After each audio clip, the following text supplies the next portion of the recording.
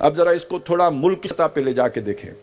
فرض کریں دنیا میں اس وقت مسلمان ملکوں میں سے کوئی ملک یہ والی جماعت بن جاتا ہے، یہ جو ابھی تصور ہمارے سامنے آیا ہے، کھرا اللہ والا، تو دنیا اسے پھول پیش کرے گی یا پابندیاں لگائے گی؟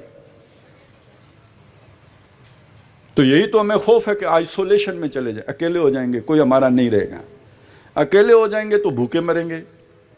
وَلَنَبْلُوَنَّكُمْ بِشَيْءٍ مِّنَ الْخَوْفِ وَالْجُوعِ. صرف یہی نہیں ہے، پتھر کے دور میں پہنچا دیے جاؤ گے. تو سارا پھل محنت سب اکارت جو کچھ لگایا تھا وہ سب مطلب لیول ہو جائے گا. اس سب کی قربانی جو دے سکے ان کو خوشخبری ہے، اور جو یہ قربانیاں دیتے ہیں اولئک علیہم صلوات من ربہم ورحمہ، ان پر ان کے رب کی عنایات ہیں اور مہربانیاں ہیں.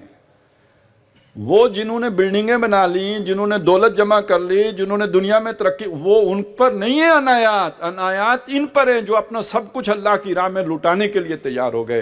اولئک علیہم صلوات من ربہم ورحمہ واولئک ھم المہتدون. ہدایت پر بھی یہی ہیں، باقی دھوکہ کھائے ہوئے ہیں، ڈسپشن کا شکار ہیں کہ ہم اسلام پر ہیں.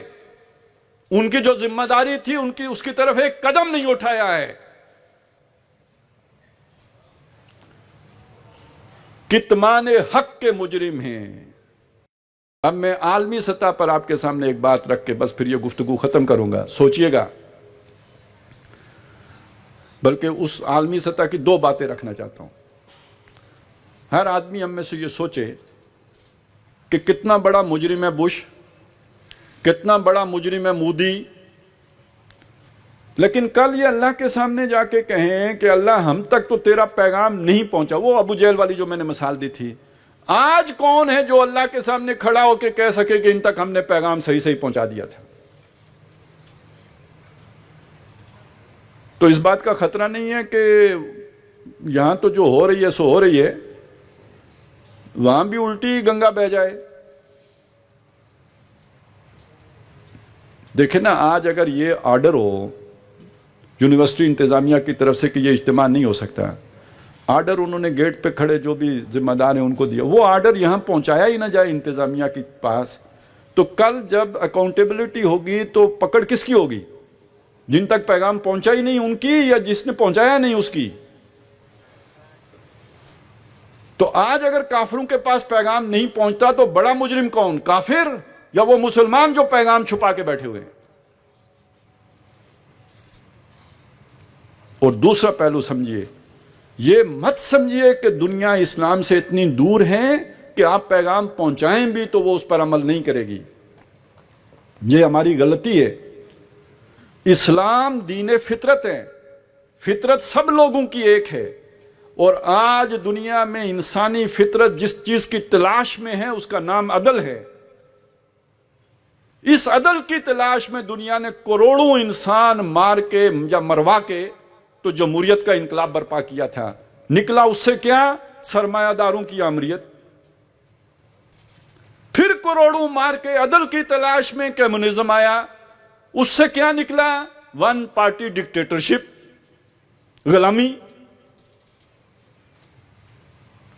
یہ کروڑوں انسان عدل کی تلاش میں مر گئے.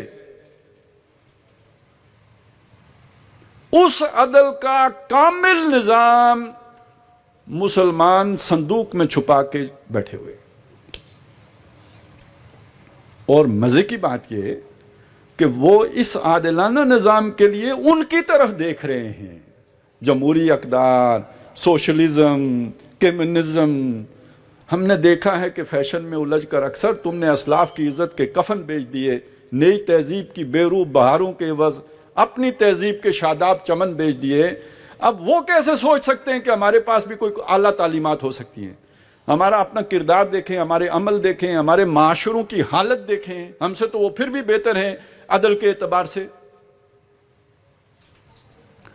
تو سوچئے اگر ان مسلمان ملکوں میں سے کوئی ایک ملک اگر حقیقی عادلانہ نظام، وہ جو محمد الرسول اللہ نے مدینے میں قائم کیا تھا، وہ قائم کر کے دنیا کو دکھا دے، سختیاں آئیں گی، مصیبتیں آئیں گی، پریشانیاں آئیں گی، لیکن وہ پوری دنیا کے لیے وہ ملک لائٹ ہاؤس نہیں بن جائے گا؟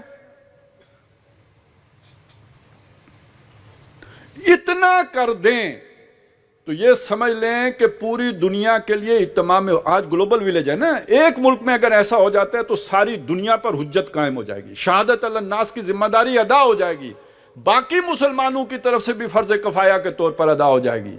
اگر ایک مسلمان ملک سعودی عرب جیسا، پاکستان جیسا، ایک ایران جیسا، مصر جیسا یہ کر کے دنیا کو دکھا دے،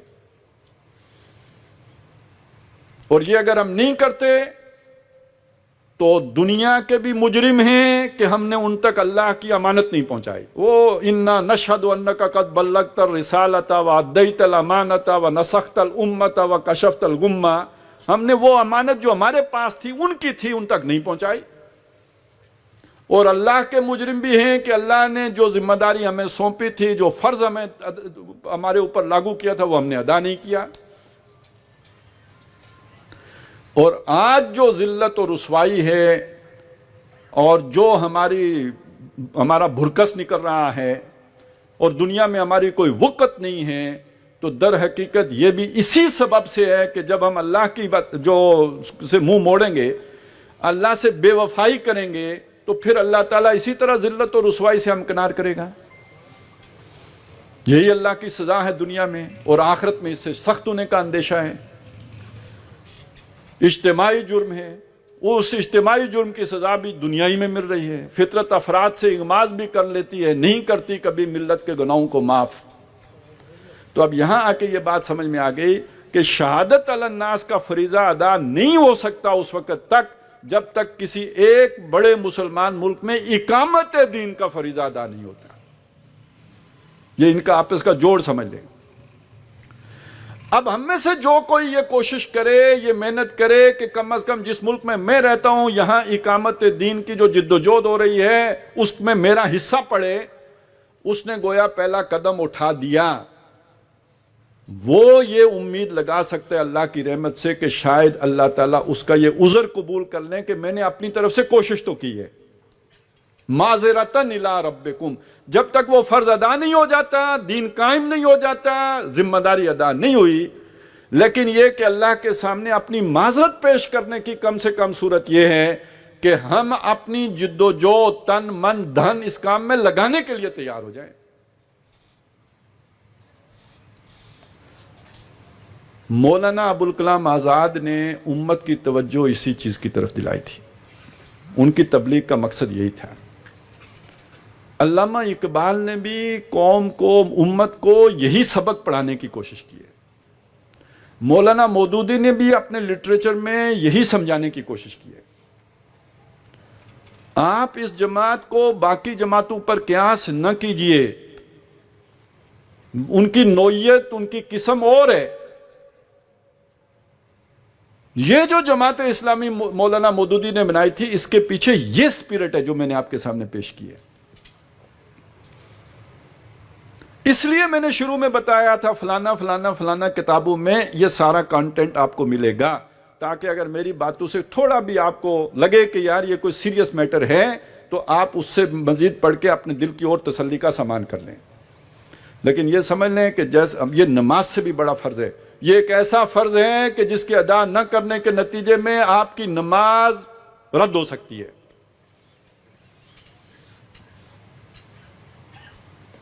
آپ کے سارے کیے کرائے پر پانی پھر سکتا ہے، یہ ایسا فرض ہے اگر یہ نہیں ادا کریں، اور جس کو سمجھ آ گئی ہو اور اس کے بعد اس سے پیچھے ہٹے وہ تو نفاق ہے۔ تو اللہ تعالیٰ ہمیں اس پہ استقامت عطا فرمائے۔ ان الذین قالوا ربنا اللہ ثم استقاموا، اور باقی جو زندگی ہے ان صلاتی و نسکی و محیای و مماتی للہ رب العالمین، کہ جیسے ہماری نماز اور قربانی اللہ کے لیے ہے، ایسے ہی ہمارا جینا اور مرنا بھی اس مقصد کے لیے ہو کہ ہم تو جیتے ہیں کہ دنیا میں تیرا نام رہے، کہیں ممکن ہے کہ ساقی نہ رہے، جام رہے۔ یہ جو جام ہدایت ہے قرآن مجید، یہ جو اسلام، اس کو گردش دینے والے ساقی بن کے ہم زندگی بسر کر سکیں۔